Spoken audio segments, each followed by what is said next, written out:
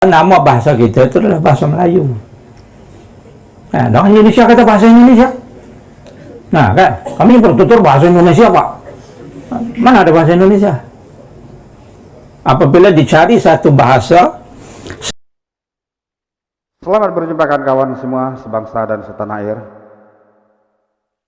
Di YouTube banyak sekali video yang membahas masalah bahasa Melayu, bahasa Indonesia. Bahasa Melayu dituturkan oleh 300 juta penduduk di dunia. Saya pun ikut aktif berkomentar. Tetapi mendengar cuplikan video yang baru tadi menggelitik saya, memancing saya untuk bereaksi langsung dalam sebuah video ini. Tentunya saya akan memberikan tanggapan dengan pendekatan konsep negara bangsa. Berbicara negara bangsa di Indonesia tidak perlu seorang profesor untuk menjelaskan. Anak SMP pun sudah sangat pandai sekali menjabarkan apa itu konsep negara bangsa. Karena sejak SD kita memang sudah dididik dengan semangat kebangsaan. Namun teman-teman, sebelum kita melanjutkan pembahasan tentang apa yang menjadi topik video ini tadi, kita saksikan dulu cuplikan video berikutnya untuk menambah materi bahasan kita. Kita saksikan. Berdasarkan realiti atau kenyataan bahawa bahasa Melayu adalah bahasa terbesar di Asia Tenggara. Jumlah penutur lebih kurang 300 juta. Sekitar 40% lebih. Artinya penutur yang berada di Asia Tenggara faham. Dan negara yang utama adalah ASEAN pun, Indonesia, Malaysia, Brunei Darussalam, bahkan Singapura, semua meletakkan bahasa Melayu sebagai bahasa kebangsaan masing-masing. Kita ada rakan-rakan dari Kampuchia sebagai contoh, Laos, Myanmar, Vietnam, mungkin Papua New Guinea atau Timor Leste. Itu sebenarnya juga sebahagiannya ada penduduk yang memang dapat bertutur bahasa Melayu. Jadi boleh saya katakan terus terang sebagai sentimen kenegaraan. Yang dikatakan bahasa Indonesia itu asalnya bahasa Melayu, dan ini diakui oleh almarhum Presiden Soekarno, Profesor Muhammad Yamin, antara yang menggerakkan kebangkitan kemerdekaan negara Indonesia. Dan dalam Kongres Bahasa Indonesia kedua di Medan sebagai contoh, itu tahun 54 masih disebut yang dikatakan bahasa Indonesia itu ya asalnya bahasa Melayu, tapi dia robah menjadi bahasa Indonesia atas. Berbeda dengan video yang pertama, kalau nggak salah itu namanya Profesor Dr. Abdul Muhadi yang meniadakan bahasa Indonesia. Nggak ada itu bahasa Indonesia katanya. Berbeda dengan video yang kedua ini Profesor Dr. Datuk Sri, apa namanya saya lupa, yang mengatakan bahwa Indonesia tidak bersedia ada embel-embel Melayu dalam bahasa Indonesia dalam rangka bersama-sama negara ASEAN untuk menjadikan bahasa Melayu ini menjadi bahasa kedua ASEAN bersama dengan Thailand, Filipina. Filipina juga bahasa Melayunya hanya sebagian kecil orang saja itu. Di Thailand hanya di Thailand Selatan, provinsi Patani, hanya itu aja yang berbahasa Melayu, keturunan Kelantan. Di Filipina, di Mindanao, Kerajaan Zulu, bersama dengan Brunei, termasuk Indonesia. Namun Indonesia harus ada kata Melayu Indonesia karena yang mau dikedepankan ini bahasa Melayu. Nah, karena Indonesia tidak mau, ya sudah pasti Indonesia nggak mau, seluruh rakyat Indonesia tidak mau. Menyatakan seakan-akan kita tidak mengakui bahwa asal muasalnya ini bahasa Melayu. Tidak sesederhana itu. Kalau profesor-profesor Malaysia ini ngerti apa itu konsep negara bangsa, saya nggak tahu apakah mereka ini tahu konsep negara bangsa. Karena Malaysia belum menjadi negara bangsa. Karena pendekatannya masih pendekatan etnik, rada ras. Gitu. Kalau ada mereka paham dengan negara, saya nggak keluar pendapat seperti ini.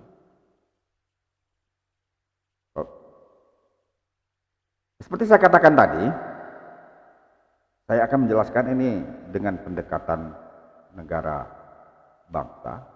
Apa itu definisi negara bangsa?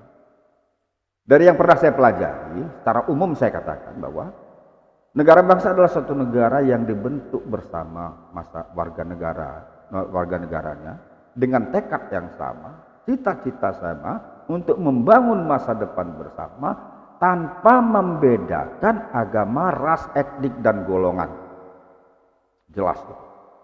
Nah, kalau kita menggunakan embel-embel ada Melayu Indonesia, nah Melayu itu hanya mewakili golongan tertentu, etnik tertentu. Kita tidak mengenal itu. Kita jangan, Indonesia tidak mau terjebak mengkotak-kotakkan warga negaranya. Seperti di Malaysia. Indonesia jelas sebagai negara bangsa. Banyak negara-negara yang sudah menganut paham negara bangsa ini. Amerika itu negara bangsa. Bangsa Amerika tuh nggak ada. Yang ada itu bangsa Indian. Sudah dibentuk baru. Itu senyawa baru. Nah, ini senyawa baru nih. Bicara senyawa baru, saya punya ide. Kalau boleh saya menganalogikan, Indonesia ini dalam teori kimia, persenyawaan. Nah, persenyawaan itu, senyawa itu adalah timbul dari bercampurnya beberapa unsur kimia yang menimbulkan reaksi baru, menimbulkan zat baru. Itulah senyawa. Contoh, air. Air ini kan dari unsur hidrogen, oksigen bercampur menimbulkan zat baru, itulah air.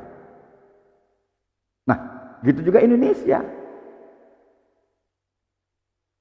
Bercampurnya 1.300 suku bangsa, 780 bahasa, diikat menjadi satu Indonesia. Itulah menjadi Indonesia. Ini saya umpamakan lagi ya. Masih dalam konteks teori kimia tadi. Ini anggap saja ada suatu bahasa Malaysia ini, wadahnya apa sih?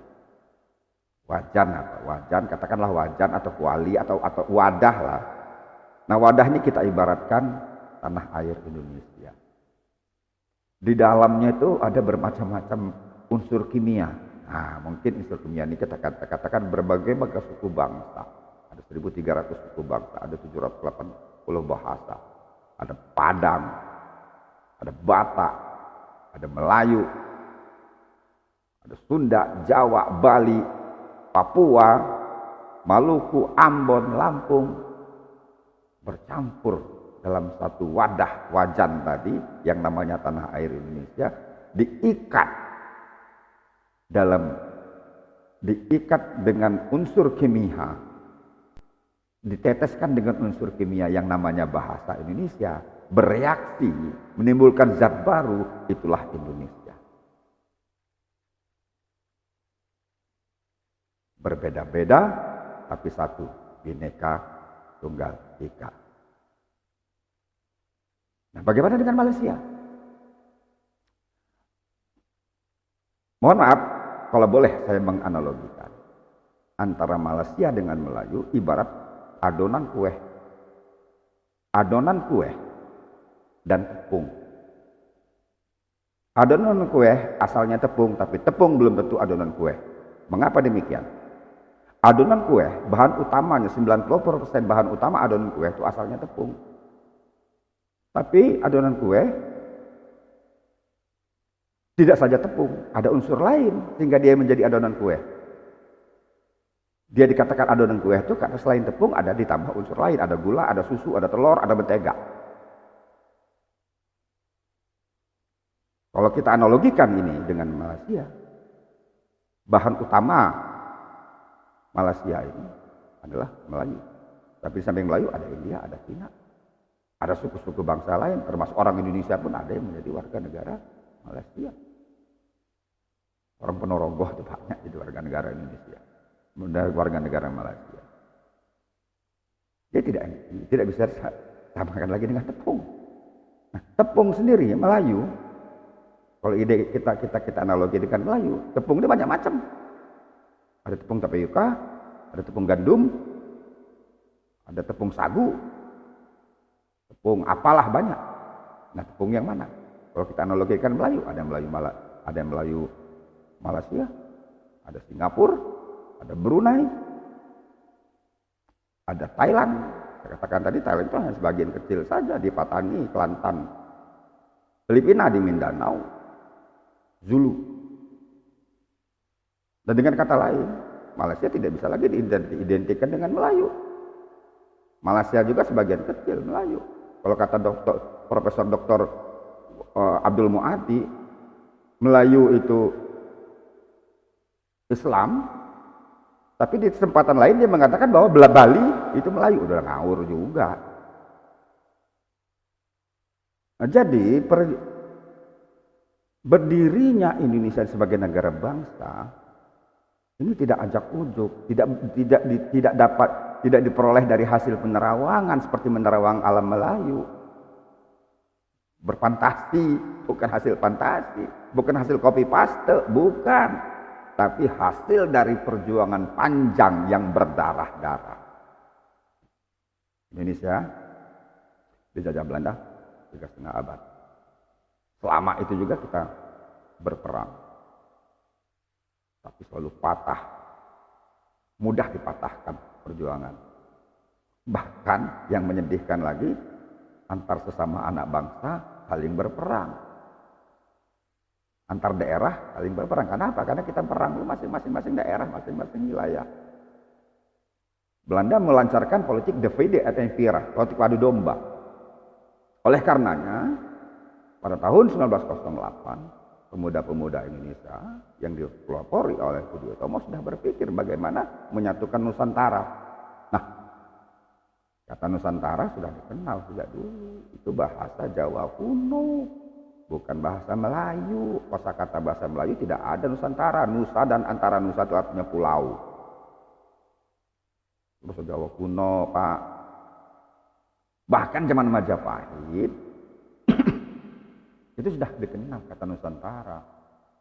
Kalau catatan saya di jam tahun berapa itu ada 1884 sudah ada terbit koran Merdeka, itu sudah 1924 sudah ada juga koran yang menyatakan wilayah Indonesia ini dulu namanya Nusantara, kata-kata Indonesia belum ada. Nah, setelah 1928, rentetan dari era kebangkitan nasional ini 1928 itu, tapi di sebelumnya sudah ada kongres pertama, kongres kalau nggak salah 28 yang kongres kedua. Atas kesadaran bersama, tekad bersama dengan cita-cita yang sama dengan definisi negara bangsa tadi, membangun bangsa tanpa membeda-bedakan ras, agama, etnik, dan sebagainya, muncullah Sumpah Pemuda. Bertanah air satu, berbangsa satu, bahasa satu. Ini yang saya analogikan tadi dengan reaksi kimia tadi. Bercampur dalam satu wadah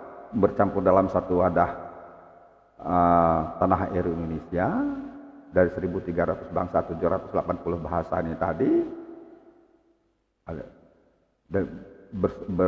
berasal dari berbagai-bagai daerah, diikat dengan reaksi kimia yang namanya bahasa Indonesia, muncul zat baru ya, zat Indonesia. Kenapa disebut bahasa Indonesia dan bangsa Indonesia? Dari mana asal kata Indonesia? Nah, teman-teman, kata Indonesia ini muncul di tahun 1850. Ketika itu Belanda ingin mencari nama untuk wilayah jajahannya di Nusantara ini, yang pada waktu itu namanya Hindia Belanda. Menyebutkan Hindia Belanda sering ketukar, nggak tahu saya ketukar dengan wilayah mana, sering ketukar penyebutannya. Muncul ide untuk mencari nama untuk menamakan wilayah Belanda. Nah, muncullah ide dari dua orang berkebangsaan Inggris yang bernama Richardson Logan dan George Samuel Windsor menawarkan kata Indu, bukan Indo. Kalau sekarang Indonesia, tapi awalnya itu namanya Indonesia. Nama yang kedua, Melayunesia. Nah, Melayu sudah ditawarkan sejak 1850, mirip-mirip dengan Malaysia kali ya. Kenapa Indonesia tidak memilih Melayunesia? Nah, kalau dia Melayunesia, ini identik dengan salah satu etnik, salah satu golongan. Nah, kalau kita Melayu satu golongan, dia tidak bisa merangkul semua golongan. Tidak bisa kita menyebutkan diri kita sebagai negara bangsa. Maka oleh karena itu dipilihlah kata Indonesia. Ditetapkan Indonesia, bertanah air satu Indonesia, berbahasa bangsa satu Indonesia, dan berbahasa satu Indonesia. Itu asal mula kata Indonesia.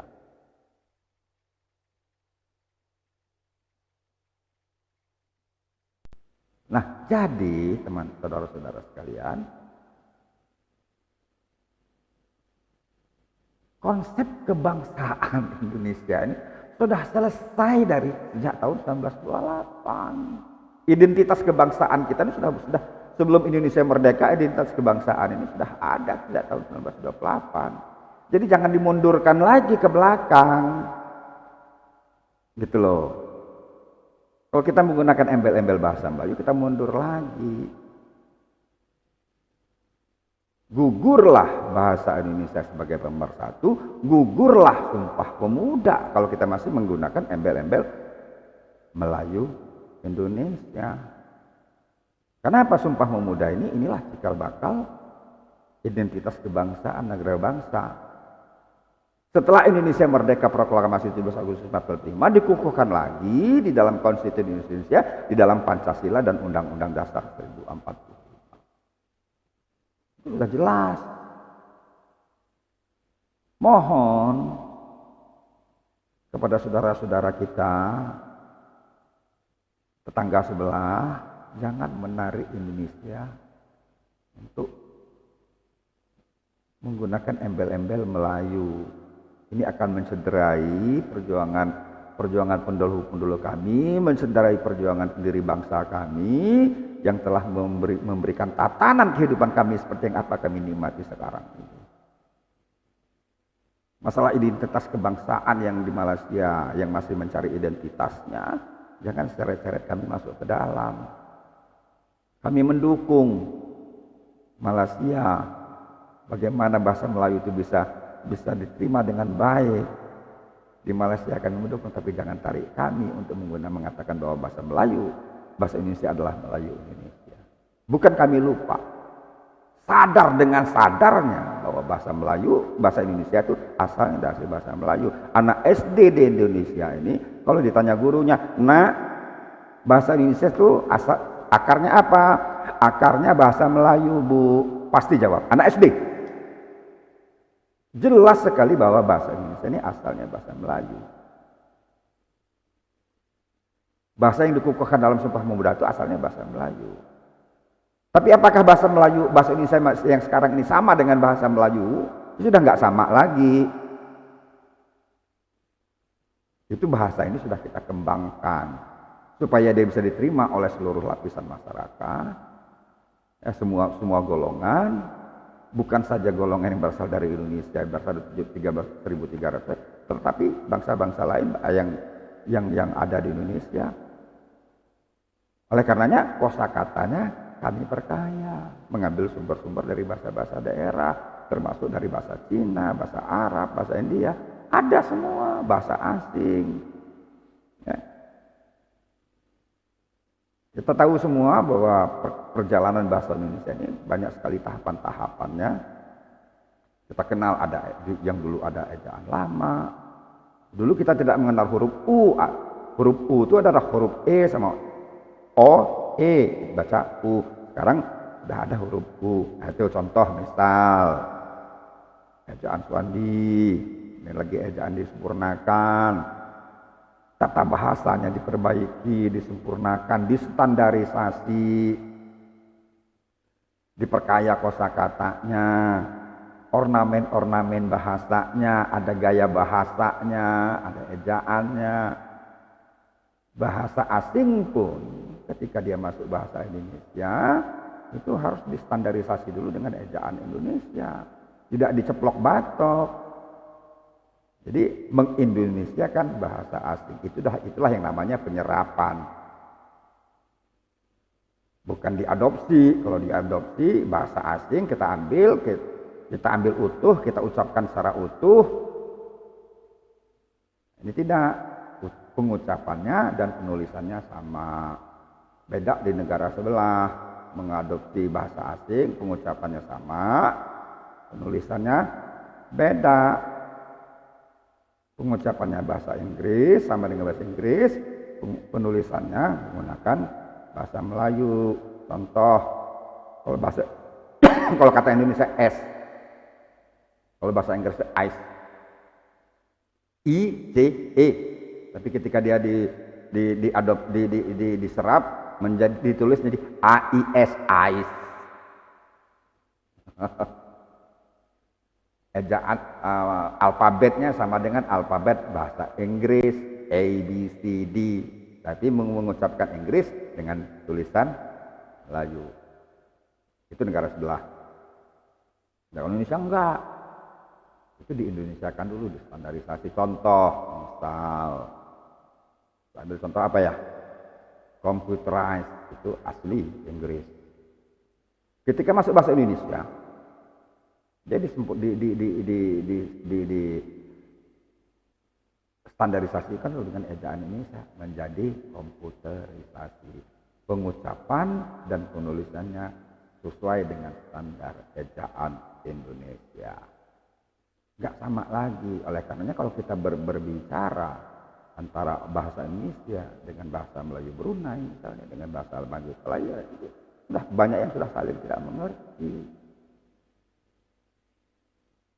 Meraba-raba. Karena bahasa Indonesia sudah beda jauh, sudah tinggal, sudah menjadi bahasa ilmu. Nah demikian teman-teman, mungkin tidak perlu berpanjang-panjang saya memberikan komentar. Mungkin kalau ada pendapat saya yang tidak berkenan atau ada pendapat saya yang salah, mari kita diskusikan dengan pendekatan-pendekatan ilmiah, dengan pendekatan-pendekatan logis. Saya terbuka. Tulis di kolom komentar. Oleh karenanya, jangan lupa pencet loncengnya, supaya kita tetap bisa berdiskusi. Andai kata penjelasan saya ini, reaksi saya ini bermanfaat, jangan lupa juga subscribe dan komen. Terima kasih. Assalamualaikum warahmatullahi wabarakatuh. Merdeka NKRI harga mati.